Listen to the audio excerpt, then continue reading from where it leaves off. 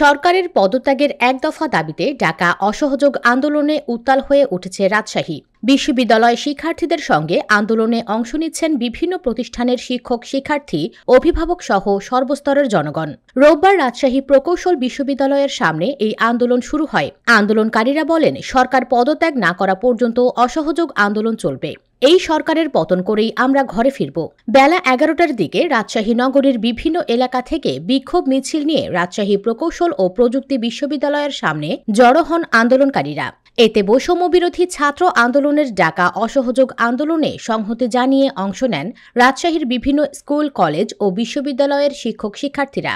এছাড়াও অভিভাবক সহ নানা শ্রেণীর জনগণ সহ সর্বস্তরের প্রায় 15,000-এর অধিক মানুষ সংহতি জানিয়ে আন্দোলন করছেন। বৈষম্যবিরোধী ছাত্র আন্দোলনের সমন্বয়ক সালাউদ্দিন আম্মার বলেন, দাবি একটাই, হাসিনার পদত্যাগ। এই আন্দোলন চলবে।